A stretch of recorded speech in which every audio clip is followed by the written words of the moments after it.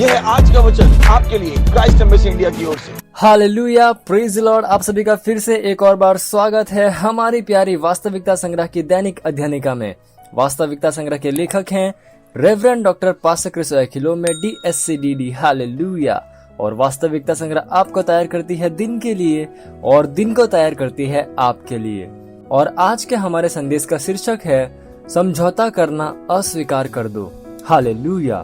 हमारा आरंभिक वचन लिया गया है 2 तीमुथियुस अध्याय 3 वचन 1 से लेकर 5 तक, जो कहता है, पर यह स्मरण रख कि अंतिम दिनों में कठिन समय आएंगे, क्योंकि मनुष्य स्वार्थी, लोभी, डिंगमार, अभिमानी, निंदक, माता पिता की आज्ञा टालने वाला, कृतज्ञ, अपवित्र, दया रहित, क्षमा रहित, दोष लगाने वाले, असंयमी, कठोर, भले के बैरी, विश्वासघाती,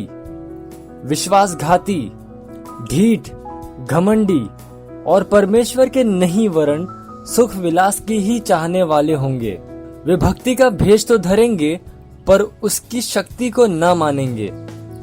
ऐसों से परे रहना। Hallelujah, praise the Lord. हम अंतिम दिनों में हैं और आपको परमेश्वर के वचन के ज्ञान में चलना सीखना पड़ेगा।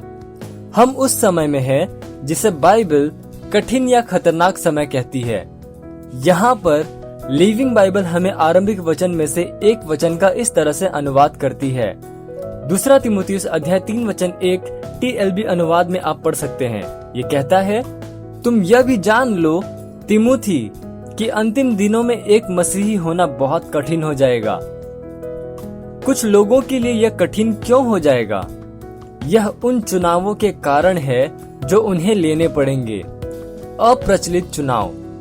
मैं उन चुनावों की बात कर रहा हूँ जैसे कि सत्य और सत्यनिष्ठा के लिए खड़े रहना, अपने विश्वास से समझौता करना अस्वीकार कर देना, वचन पर डटे रहना, वह करना जो कि वचन कहता है, ना कि वह जो कि सुविधाजनक है।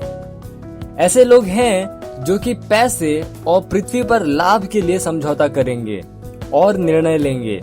परिणाम स्वरूप वे गलत वस्तुएं करेंगे, वस्तुएं जो कि मसीही यात्रा के साथ मेल में नहीं है।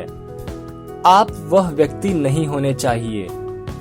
जीवन में इसलिए एक निर्णय मत लो क्योंकि यह प्रचलित है। कभी भी भीड़ के पीछे मत जाओ।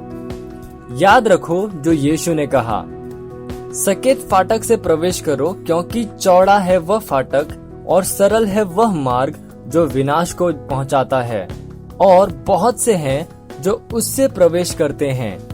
क्योंकि सकेत है वह फाटक और कठिन है वह मार्ग जो जीवन को पहुंचाता है, और थोड़े हैं जो उसे पाते हैं। आप पढ़ सकते हैं मत्ती अध्याय 7 वचन 13 से लेकर 14 में। हालेलुया।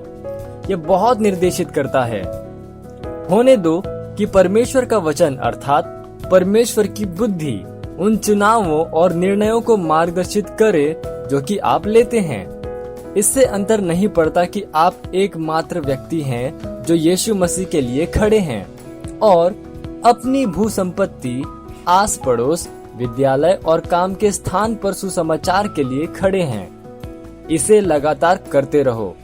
समझौता करना अस्वीकार कर दो। इसके बजाय दृढ़ और अटल रहो और प्रभु के काम में सर्वदा बढ़ते जाओ, क्योंकि यह जानते हो कि तुम्हारा परिश्रम प्रभु में व्यर्थ नहीं है। हालेलुया।